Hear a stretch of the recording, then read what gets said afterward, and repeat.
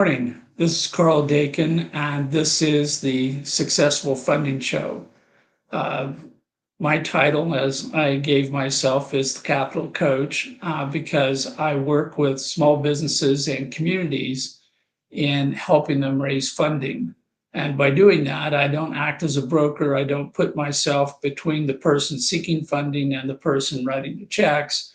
I act as a coach in helping create and design capital campaigns, figuring out how to put them together to get them done quicker, better, faster, so that a business or organization, such as a charity, can complete their fundraising cycle and get back to their primary activity, whatever that happens to be.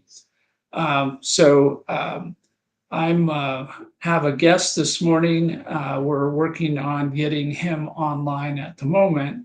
But I was gone last week. I took a week of vacation, which I could say it more professionally. I took a week to discern my objective requirements and outcomes for the remainder of the year. And and so now I'm back this week and happy to have with me this morning Don Cohen, who is one of my mentors and who I'm now referring to as the Don of LinkedIn. So we're going to talk about communication today. We're going to have kind of a hyper focus on the issue of generating trust. For almost anything that I do, particularly when we're talking about fundraising, it's important. It's not just important; it's a requirement, an absolute requirement that there be trust between the person seeking capital and the person writing the checks. And so, as we go through the process of raising funding, of talking to a person, contacting them, supplying them with information, allowing them to do due diligence, we are working to build trust in support of an investment decision. And so, in doing that, we have Yeah, various it modalities. went out again. Yeah, you're freezing up a little bit here or there, but it's probably because I'm moving so fast. It's my kinetic No, energy, from being back from vacation. I'm all wound up. Um, but the goal here is to see how can you build trust during communications. How can you do that most quickly and professionally, so that instead of taking 6 months to get to an investment decision, you might get there in maybe a month, maybe with luck, maybe less than a month. But trust is not a sudden thing. There's very rare situations where somebody sees you, talks to you, and immediately you have this knowing match of this person is somebody I can work with. It usually takes a little effort to demonstrate who you are, what you're thinking, so that the person says, if I give money to this person, I have a pretty good idea how they're going to handle it. I have an idea how they're going to respond to the good and the bad that will happen in that particular opportunity. And so the net of it is that they feel comfortable that this is where they have some money at their discretion for whatever their goal or objective may be, but I can put it with this person. So with that, I'm going to introduce Don Cohen. Don, as I said, is a mentor to me and helping and assisting me and sharing who I am and what I'm doing with the world. But Don, please introduce yourself, share a little bit of information about the type of services that you provide, and then we'll jump into today's issue. well, thank you so much, Carl, for having me today on your show. I'm a constant viewer of the show when I'm not on the show. And I believe 1,000,000% in Carl and his ability to do more than he says he can do. He's definitely a gentleman who under promises and over delivers. And we were fortunate enough to get together in what I created as a cohort group around helping people become more proficient at live streaming and LinkedIn, but more importantly, doing it collaboratively. So there's a lot of knowledge share, there's a lot of community, a lot of support. because those are all basic elements for building trust. And I just happened to be sharing with Carl that I was just reading a book about communication, and it was called Crystal Clear Communication. Almost sounds like Crystal Clear Persuasion, which was a song from the 70s.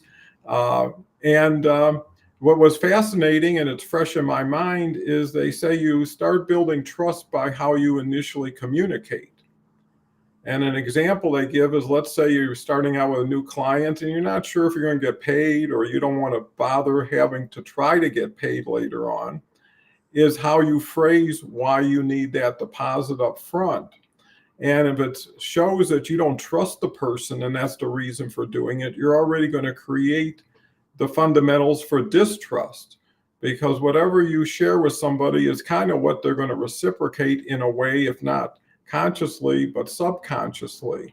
And I think, the key to it is one thing they said is, whenever you have a point stated at the beginning, create 3 foundations to that point and finish with the point. And then you got clarity, you got brevity. Sometimes there's too much redundancy, where you keep saying the same thing to reinforce it. And again, you're not giving that person credit for being able to understand things on their own. So whatever you do, especially if you're doing it in an amplified reach situation like live streaming, is going to really define who you are, how you are, and who you might be to work with. And that's why being careful to really consider the other person's needs.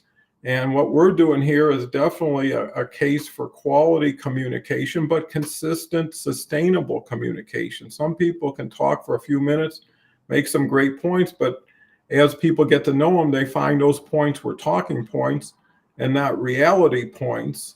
So, Carl, you've had so much experience. Love to hear your first take on communication. Yeah, one of the first things I'm going to do is a lesson I learned from you, Don, is on LinkedIn. We have the opportunity to have audience participation, which makes this show all the much more interesting, partly because I don't have to talk the entire time, but also because we welcome comments, questions, and input from our audience. So with us this morning, we have Zach Dane. Zach, thanks for the welcome back. I did get your email. Yes, I am going to review your offering memorandum and get back to you with some feedback on that. And I will share, Zach is working on what's called fractional ownership of real estate as a mechanism to both help small businesses and small organizations raise capital, but also to allow everybody that is not just wealthy people, but everybody to take advantage of the ability to invest in real estate. So it's a concept that's been around for a long time, but with some of the advances in technology and other things, we're seeing some new ways of getting the job done that may actually work better over time. And then we have Dennis with us this morning. Dennis says, glad you had a strong vacation, not a week vacation, which is kind of a joke because I was gone a week and I'm back. So technically it was both a week and strong at the same time. But Dennis follows up with this additional comment. Agree, whenever you have a point, express yourself and don't be pointless. Good advice all the time, everywhere. So thanks for that, Dennis. Yeah, I have been a speaker all my career. I've taught courses. I've worked in both commercial and higher education, educational institutions, and put on courses. I'm currently an adjunct professor with the University of Denver, where we're planning a course that will be the 3rd time we've taught it on international financial transactions in the country of Belize, where we compare how they do business in Belize with how they do it in the US. And you're working with students who have essentially a blank canvas, meaning that they know almost nothing. And so whenever you put something on the table for them to consider, you have to make sure that it's in complete context, because just a shallow veneer type of presentation may leave you behind. And at the same time, I work with professional entrepreneurs, serial parallel entrepreneurs like myself, who've been there, done that so many times that we've forgotten more than we know. And in those cases, they can finish your sentence for you. So you don't have to worry so much about what you say or how you do it. But LinkedIn is, in my mind, a way for me to build trust or credibility because I'm not selling anything. Yes, I do provide services. Yes, I do sell educational programs. Yes, yes, yes. But I'm not selling them here today. So you can listen to me without fear that I'm going to peddle something that I'm going to try to get you to make a purchasing decision before the end of the program. Dial this 800 number. Here's my QR code. All the other things I can do. And I think that in today's world, that ability to have an open conversation without pressure to buy or sell anything, it allows you to build trust with people. And so it's a different forum, it's a different medium of communication that is almost impossible to attain in any other way today. Everything else, no matter what you say or do, is going to come across as what's your agenda, where you're coming from, what do you want me to do for you, so forth and so on. So getting back to one of the points that you just made out of the author in their book is the old statement, the old adage, you only have one opportunity to make a first impression. And when I'm working with people raising funding, I cannot stress enough that the first statement you make has to be about the person you're talking to, not about yourself. If you're raising money and you say, I'm here, I'm raising money, you pretty much already shut the door mentally on that whole conversation, even if they're interested in who you are and what you're doing, because you're selling. And at that point, their mind goes into survival mode. They start shutting down all the potential emotions that might allow them to get behind the deal and move forward. So, but if I start the conversation with, hey, Don, how you doing this morning? What are you working on? Or, hey, I've got something I think you may be interested in because I think it can help you do something that you're trying to achieve. Then you're going, well, I want to hear about this, and you are saying that you've already assessed the opportunity. You've determined, based on knowing who you're talking to, that they are somebody who would benefit from participating in this opportunity. And it's a matter of explaining it to them in a way that they both understand and appreciate that you're looking out for their interest before you ever get to your interest. And if you don't get that out front at the very start of an engagement, a conversation, or something, then you're at risk that everything you say after that is turned off with no sound. And it's like me right now talking without me. So this is what we're trying to avoid. Every time we have a conversation, every time we put a post on social media, every time we do an interview with the newspaper, anytime we have any exchange of information, our goal is to essentially start the conversation with a statement of, hi, I'm here to help you. I believe I understand you well enough, demonstrating that you have done background, your own due diligence. And then we start working to determine if that's true or not. It's a hypothetical. Can I help you or not? If I can, then there's a room for us to do something more. So that's my long-winded response to your question, Don. So do you have another question? Yeah, I never run out of questions. And I think that was one of the other basic elements of the message this morning was ask and, learn before you start telling. And there was another phrase. Oh, I want to, the word that stuck out when you were just talking was veneer. And I know a woodworker knows a little bit about veneer because I was in selling woodworkers for quite a bit. But what it really lends itself to is semantics. Words do matter, choosing the right words. You could say, hey, this is a negotiation or this is a knowledge share. A negotiation puts everybody in a higher level of alertness and it's almost a competition, where a knowledge share is, hey, let's just express our ideas and thoughts. Another element that might help people remember, and I heard this a while ago, is be interested, not interesting. Too many people want to put themselves as, hey, I'm this and I'm that, and they want to impress people with themselves, where they could compliment somebody to say, well, I'm so interested in what you're doing. Can you share that with me? Because when people start talking, they start getting involved. Listeners will fall off after a while. You can make a point, but when you continue to pound that point, what you're doing is being selfish with the time. You're precluding that person from having much input, because it's almost like, here's a fact, here's what you should do. And, in a transactional situation, that probably works, right? If you're going to buy a car one time in 10 years, you'll probably never see that salesman again. Maybe you will, and, maybe you won't. But the point is you're not building for the future.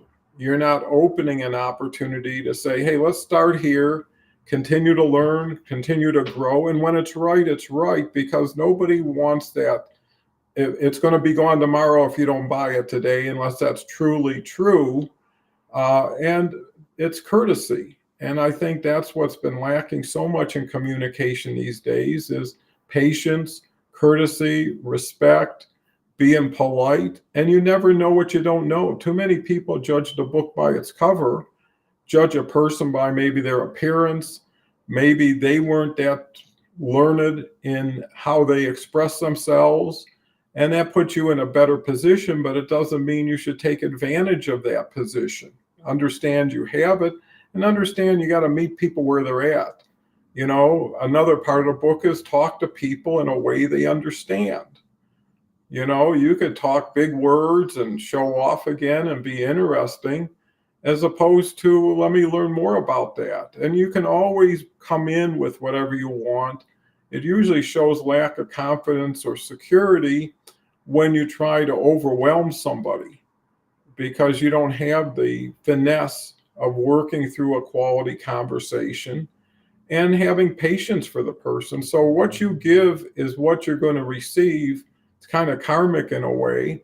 And at the same time, like Carl said, you're making an impression. That might not be a person who buys, but it might be a person who refers. It might be a person later on has a show and remembers you. So don't discount all other opportunities that have yet to be discovered.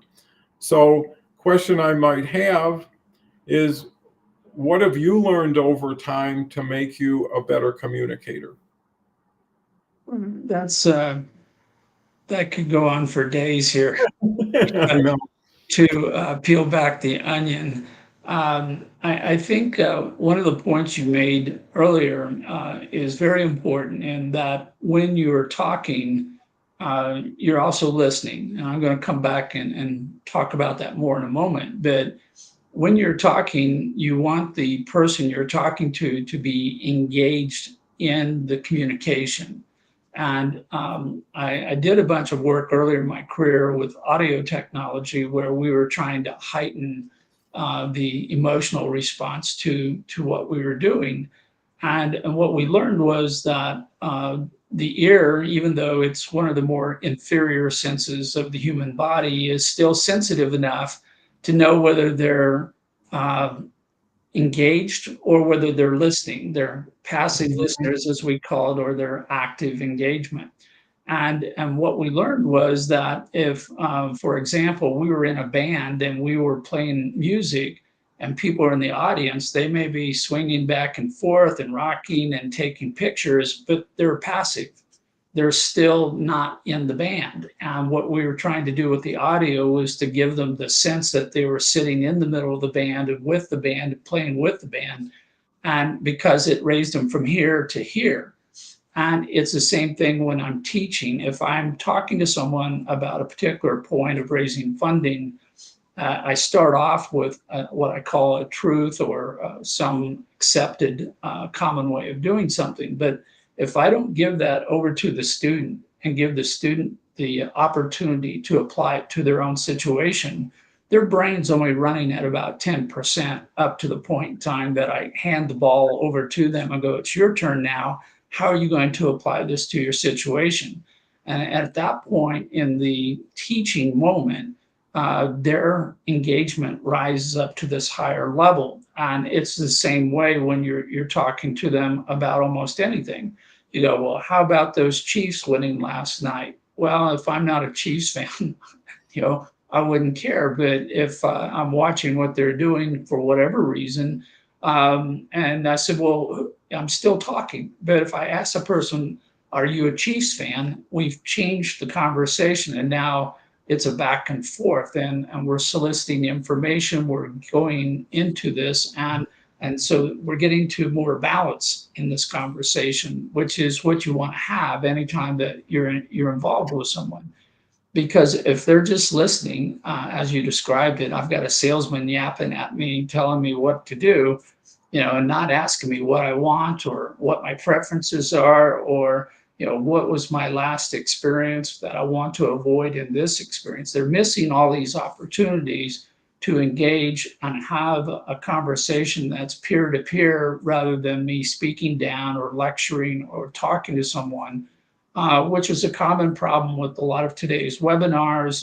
Still a continuing problem in education, because the person who's speaking is assumed to be more knowledgeable about the topic. But as you put it, Don, if I don't reach out to that person in the audience and give them a chance to think and work with this concept that's on the table, then a lot of this isn't going to stick. It's going to go over their head or past them, and they're not going to have a good recollection of what happened later. And so there's techniques they have, when you're teaching or speaking, to go, well, what do you guys think about that? Does anybody in the audience have a comment? Did everybody understand that? And to pause intentionally to see if everybody's eyes are glazed over, or whether or not they're going, yep, no, I got that. We can move on to the next topic. So I think it is important in conversation, from start to finish, that both sides are actively engaged, and that if you're leading the conversation, then you also have to engage, push, encourage, or drag the other person into the conversation to make sure that they are actively involved as well. Great overview, and kind of interesting. I'll start with the Kansas City Chiefs example. When you say, what about those Chiefs? And you think, well, maybe that person, or maybe you should think, isn't interested. The only worst thing is you are the loser to the Chiefs.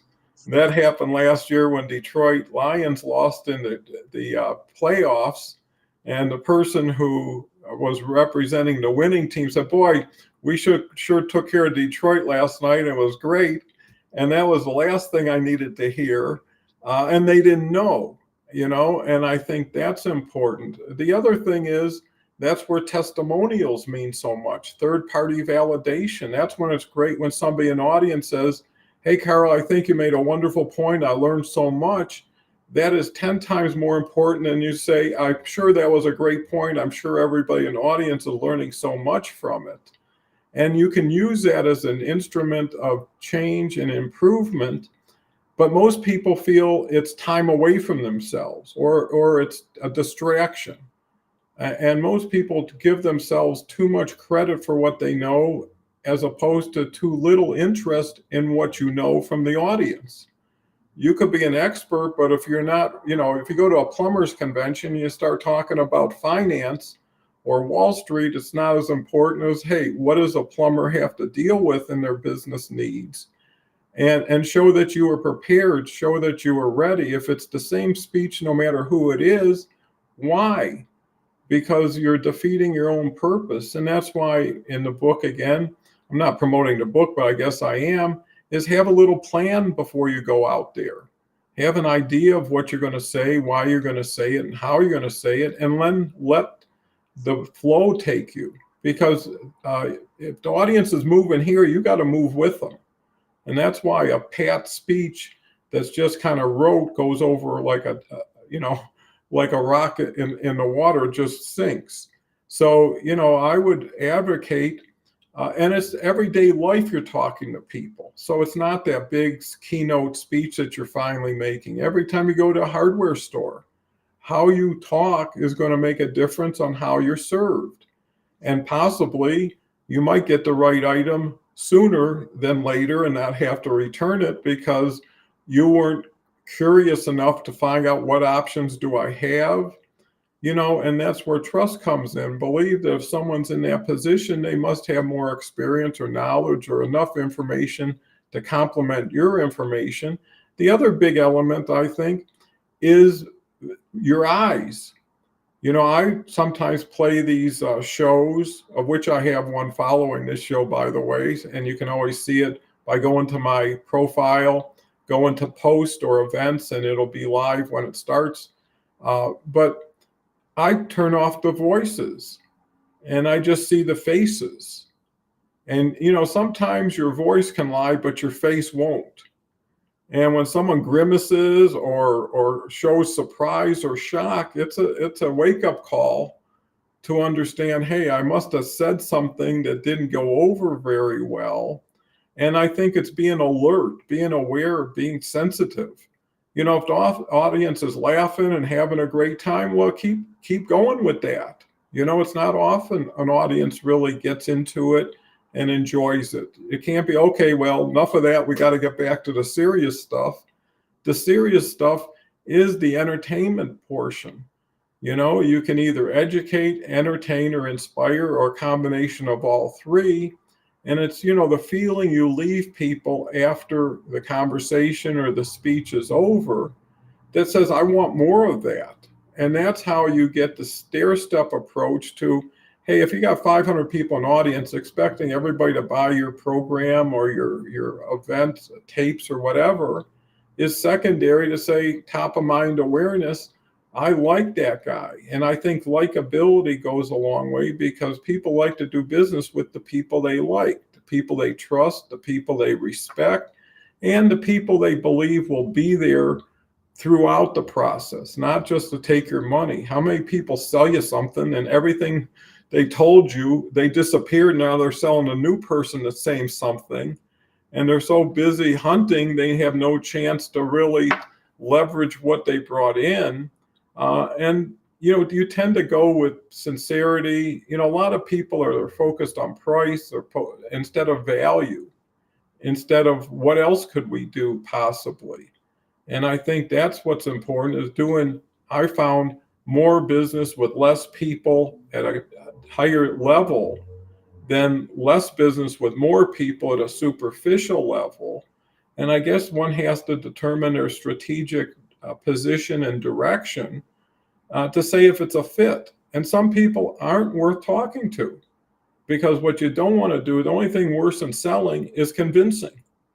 And selling is a questionable topic. I would rather consider myself a promoter than a salesperson. I'd rather take something and expose it and promote to something than the transaction behind something that no one has enough information and you're putting somebody at a disadvantage. Or you could have a higher hit rate if you spend enough time covering all the bases. And one last thing is get the answers to the questions before the questions show up, right? If you go to a conference and at the end, everybody raises their hand, asks the same questions, maybe that's something you should have integrated into your speech ahead of time. I know a lot of people are thinking about this, so let me share this, and it shows courtesy, but it also shows connection. And communication and connection are so closely related that when people communicate properly and people connect with you, you now have eliminated the skepticism, the cynicism, the defensiveness, the insecurity of the audience. If someone says, whatever we talk about today, I'm not going to ask for a sale, put somebody at ease. If your intention is not to do it, clearly state that intention. Why make it a mystery? And if there's any other issues, here's a way to get hold of me. I'll give you a free 15 minutes to everybody here if there's an interest. Is, when you're talking to a big group, just like what we're doing today on a large audience and stage, your position should be put the message out and then go strategically to the people who were commenting, people who had an interest. Don't try to put a blanket on the whole group and smother people who are not at that position. So timing, position makes a big difference. Strategically, what is the most, is qualifying your audience the first step before you really get out there and try to communicate with them? Well, yeah, that has several levels of answers that are going to be difficult to dive into, but um, from a strategy standpoint and just a little buzz, I got top voice status with LinkedIn on strategy after losing my one on fundraising because I was focused on the strategy top voice. That the From a strategy standpoint, a lot of times you could ask yourself, why am I even having this conversation? Why are we even communicating, at all? You should have, from a business standpoint, your mission of your organization. You should have your goals and milestones to get to those. And if you're going to be using your time efficiently and effectively, you should not be engaging in conversations that are not going to move you down the path towards achieving your goal. If you're doing a conversation for any other purpose, then it's for recreation, it's for social conversation or something, which doesn't mean you can't mingle or mix the two together. I like you, Don, I prefer to work with people I like. I prefer to work with professionals who want to get something done, who are respectful of my time, and who appreciate my contribution to whatever it is that we're trying to do together. But from a strategic standpoint, if I'm going to talk to someone, then at the same time, I should prepare for that conversation. So most of us saw the Olympics. Raise your hand if you did. They spent years getting ready for a short period of time where they're actually engaged in the athletic event that they're participating in. And yet, I say it's a common fault of communications today is we plunge right in, we jump off the cliff into conversations with no preparation, no planning, no due diligence, no background checking to even verify necessarily that the person we're talking to has any interest in talking to us at any level at any time under any circumstance. And this happens all the time with raising funding. I got four more offers last week. Oh, I was on vacation. Hey, look at my deal. You should throw money at me. And I'm like, I don't even know who you are. Why would you think that I would have any interest in you? And worse yet, I got about three times that number of people. I have a service that's going to bump your revenue by 5,000%. And those are bad because they spent zero time, have no idea who I am, what I do, or whatever it's at. And sometimes it's even ironic because they'll go, well, I can help you with fundraising, and I can show you how to raise funding better. And I'm like, well, if you could, I'm interested, but I would be surprised, particularly when you come across as selling one product from one standpoint, go in one direction that only fits in less than 1% of the situations. I'm going to guess maybe you don't know as much as you just said you did, and I've already turned the thing off, and I've already blocked your email and reported you as spam because I spent no more time considering your offer than you did in considering me as a client, and I figured that should be equal. Um, so uh, Strategically, I want to prepare for the conversations. I want to have an objective. I want to get something accomplished. And if it's not beneficial to the other person, then why am I even having the conversation? If it's not beneficial to me, why am I having the conversation? And yet, a lot of stuff we see on the internet, a lot of spam, slap pitches that Kelly Steineke refers to. they're all wasted communications. They're absolutely not only not accomplishing anything, but often they are offending the person who's receiving it. They're showing disrespect for their time. And there's no quicker way to get somebody to turn their mind off completely and not paying attention, or worse yet, talk bad about them. Like I will, every time somebody says, "Well, did you get my email?" And I go, "Which email was that?" Because it didn't stand out. It didn't do anything. And oh, by the way, you didn't consider who I am or what I'm doing. So why should I care in return? So strategy, I think, is key all along the path in terms of what am I doing, what communications advance what I'm doing, who am I communicating with, what am I doing during the communication to advance my goals, and how and what I'm having a conversation about also advancing the goals of the person I'm talking to. If there is not a mutuality, reciprocal benefit out of doing this, then I'm taking more than I'm giving. And that may work some of the time, but it doesn't happen that often. So I'm very, very careful as I start a conversation to make sure that one, they're hearing what I'm saying, and two, it makes sense to them. Otherwise, I'm just talking to myself, and I don't have time to do that. We've got a couple more comments here from Dennis before I give Don another chance to grill me with these hard questions. So Dennis says, I am a happy Denver University business graduate. I learned when I graduated from DU, and you use what you learned. You graduated from DU, but if you don't use your education, you graduated from duh. As usual, Dennis is putting yet more spin on this statement. He said, you turned fundraising into fun raising. Congratulations. Thank you for that. I think there's a lot of truth to that. A lot of people, raising money is hard. It's hard work, but it also can be fun if what you're doing is helping other people. If everyone you're talking to will benefit from investing in what you're doing, then it isn't, as you call it, Don, it's not selling, it's promoting. It's making somebody aware. Here's an opportunity that can help you. If you want to play, come on down. We've got an open field. We can have as many players on the field as we can get in here, but it's going to be a game because everybody's going to benefit. When you start telling people that they need to give you money because you have some idealistic outcome and you don't know what you're talking about, it's not the same thing at all. Then you're selling without any real concern or respect for the person that you're pitching. And in the conversation, if you don't demonstrate respect, from the very first moment in that first conversation, then you probably lost them already. They're probably not going to pay attention unless you have something they desperately need so badly that they'll hang on despite your bad efforts to communicate it. Well, I think those are wonderful points, and everybody can learn from each other.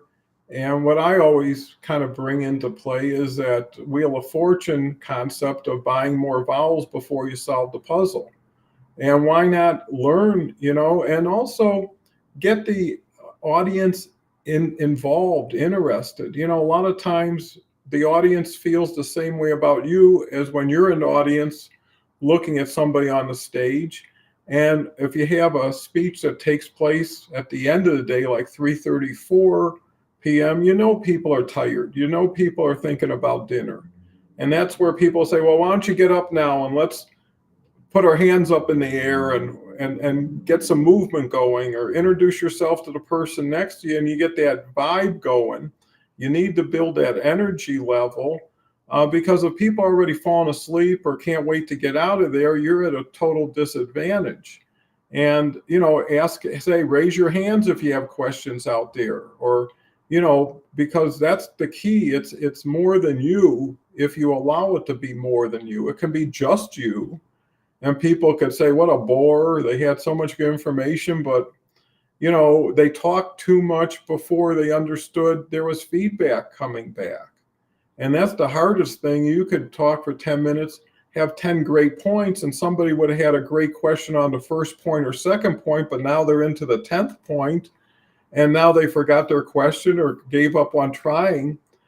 So you win audiences and you lose audiences. You always see those graphs during debates or anything else where the needle starts moving up as something becomes interesting. As a low point, it starts moving down. And I'm sure everybody learns from it. And that's why doing preliminary things, having a couple good friends to get on a video with you and saying, hey, I'm going to make a big keynote next week to 1,000 people. I'd love to hear your feedback. It's kind of like an audition, because sometimes you're your worst judge of yourself. And then someone can see a little quirk or a little element that you forgot, and now you should put more attention to it, or you're too much this and too much that. And again, you never want a poll of one, but everybody who you trust and like will try to give you their best opinion. And sometimes it's enough to make an adjustment, to take some understanding into play, because people are looking at, and that's a good point you made, Carl, is how people respond to you based on their own pitch. If they can't sell themselves, how are they going to sell what you're doing on how you're doing it with them? So they're putting their best foot hopefully forward, and you say this person just never going to make it, as far as being a co-equal with me in this. And there's a saying, you never saw a jockey carry a horse across the finish line, right? It's and that's sometimes what you got to do, is you got to put everything on your back and get it to the finish line. And you say that's too much for too little.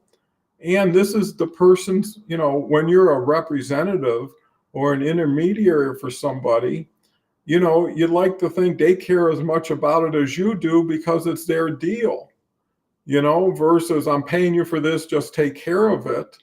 Well, that's not very good, because your reputation is on the line. It may not be your business, and when you walk away, whether you made a fee or not is naturally important.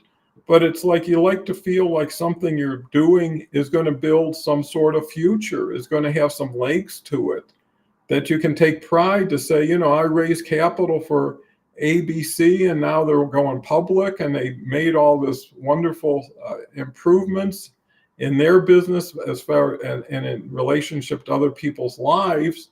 And now it's more than the money. Now it's really a sense of, hey, I did something worthwhile and I made money.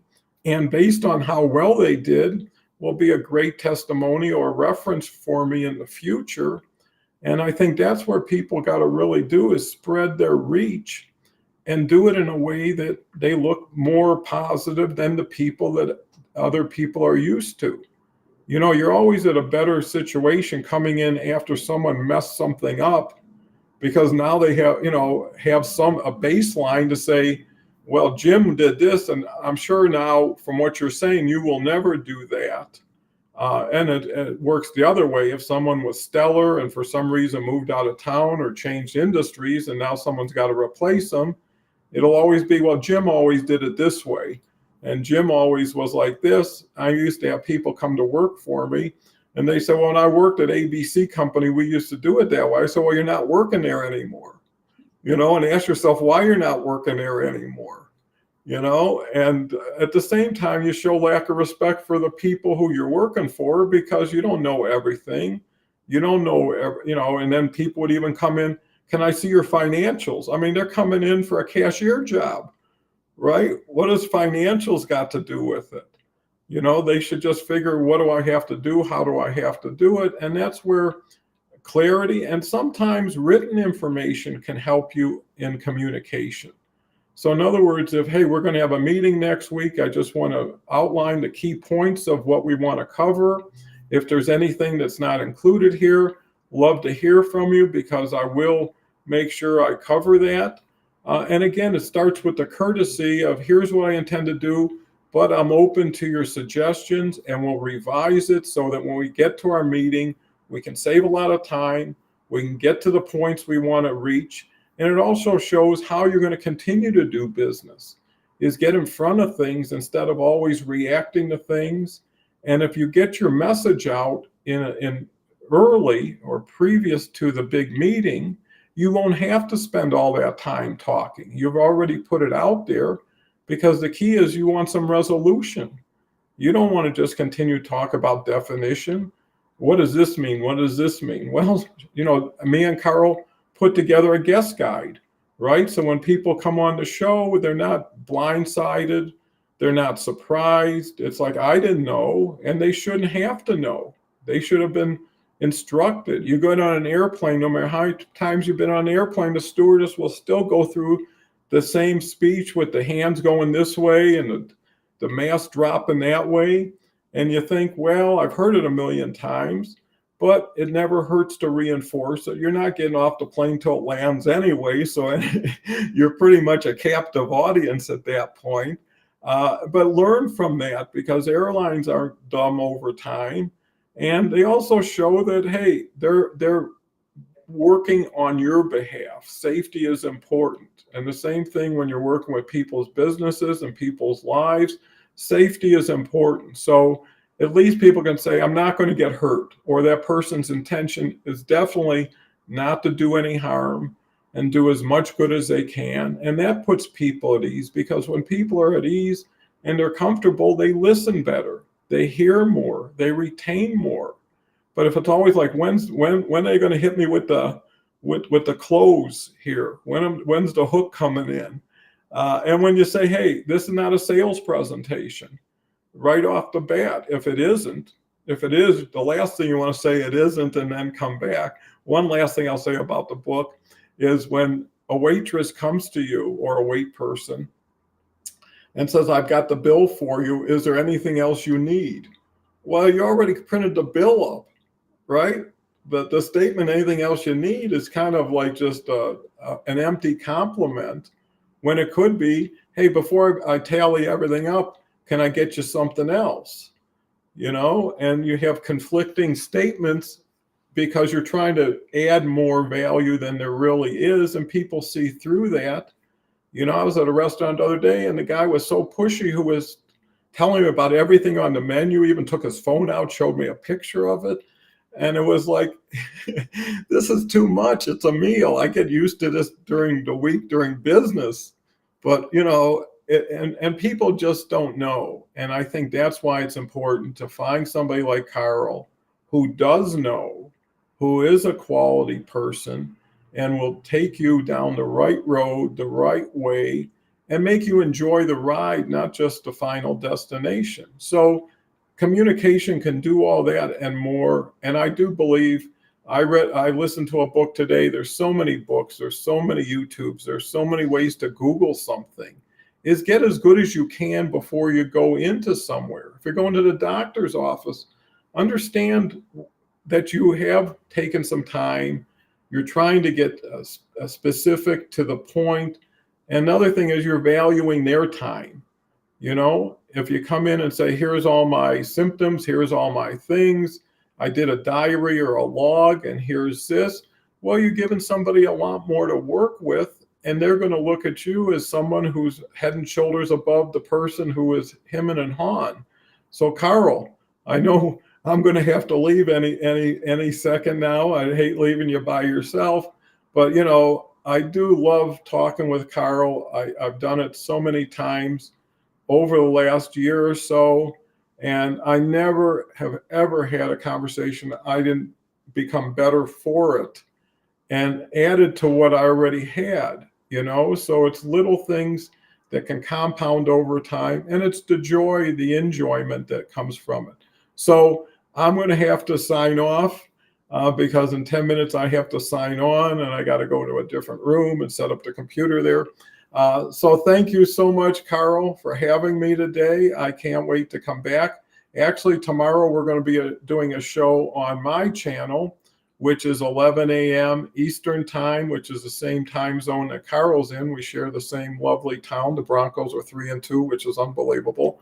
And come see me. Come see Carl, and I'm always available for a 15-minute Zoom call with anybody who has an interest in getting to know me better. I welcome the opportunity.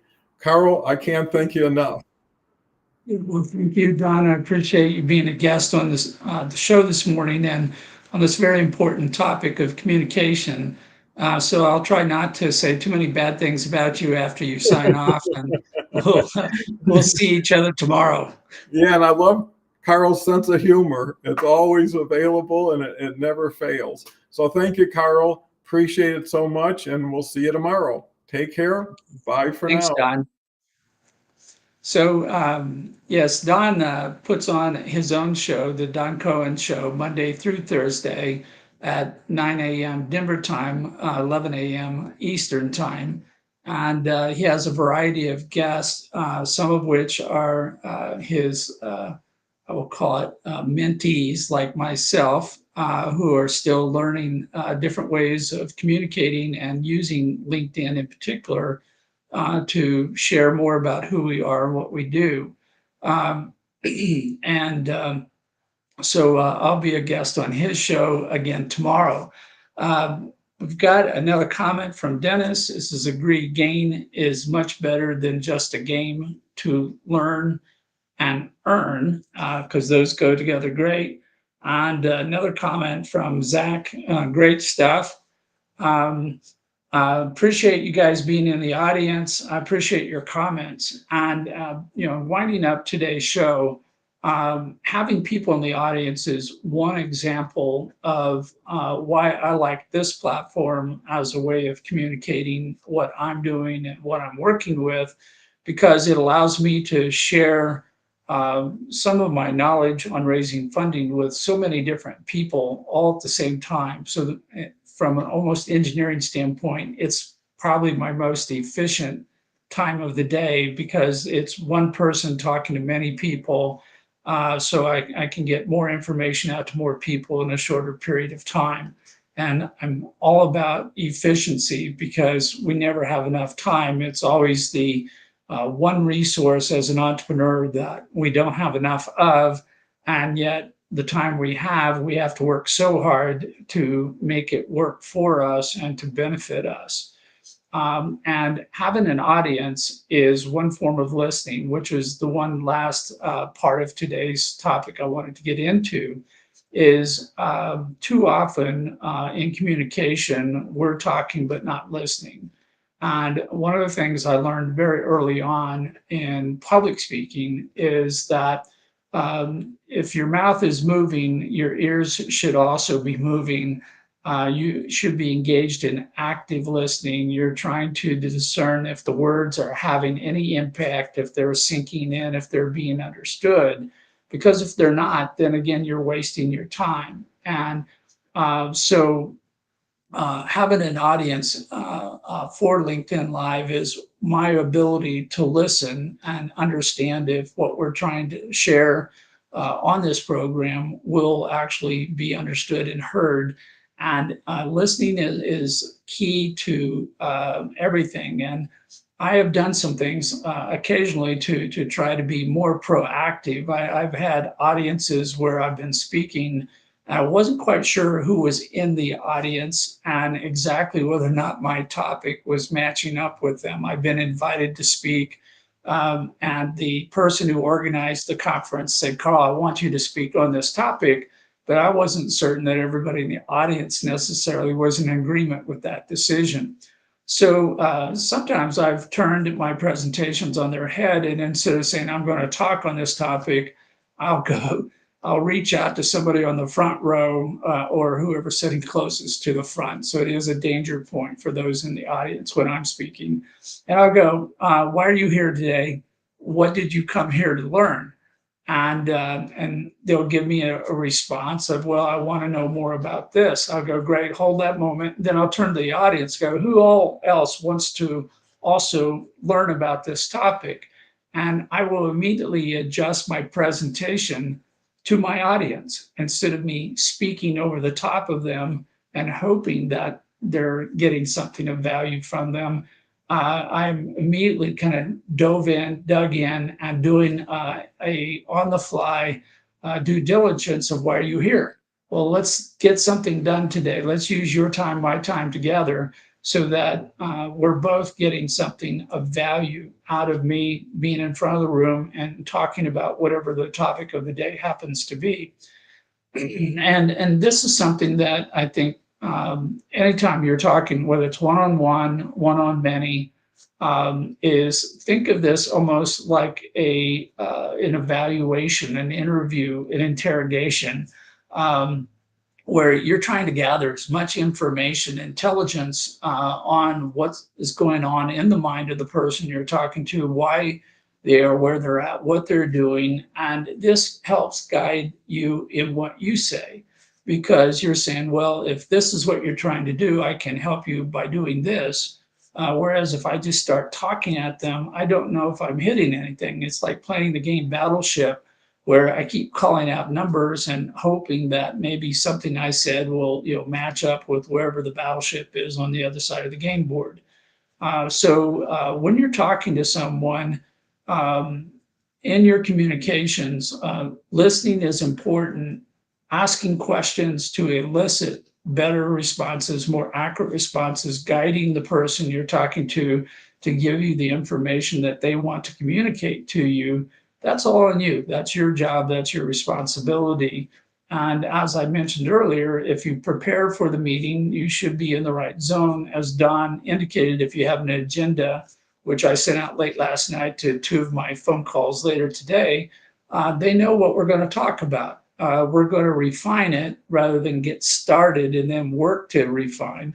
And so we're both being more efficient with our time, and we're both going to have a better ability to engage in active, heavy listening. So Dennis has another comment here, which is agree we should listen more than we talk. That's why we have two ears and just one mouth. Um, I think there's additional reasons for that. The hearing is not your best sensory organ, so I think we need more ears to figure out what's going on around us. But we don't use them as often as we should because we do talk often too much. We often fail to listen, and by doing that, we are not gaining the trust, which was the original topic of today's point, is that in communication, every time you communicate, you should be building more trust, more credibility, demonstrating your respect for the person you're talking to so that you have a better opportunity to do something together in the future. It may not be today, it may be several weeks or even years down the road. But when that opportunity arises, we're not going to go through all the security precautions and all the metal detectors, so to speak, to verify whether or not this person is going to be good to work with. We're already beyond that. We're ready to get down to business and get something done. So that's it for today. We're through the hour. Thank you for everybody who's been in the audience today for the Successful Funding Show. Most of you are aware that I put out a daily newsletter called Instant Funding, where I try to share more depth and contact information and other types of news on the topic of raising funding from anyone, anywhere who's trying to raise money for anything. So welcome you all to read that. If you like it, subscribe to it. If daily is too much, I also have a weekly edition that compiles everything, so you only have to read it once a week to find out what you're doing, and hang in there because communication is a skill. It can be learned, it can be refined, it can be something that even makes you money, as it does for me when I'm doing teaching or speaking engagements. So it's important that you do the best you can to speak, but to listen so that you're speaking more effectively. With that, thank you for today, and we'll see you all next week on the Successful Funding Show.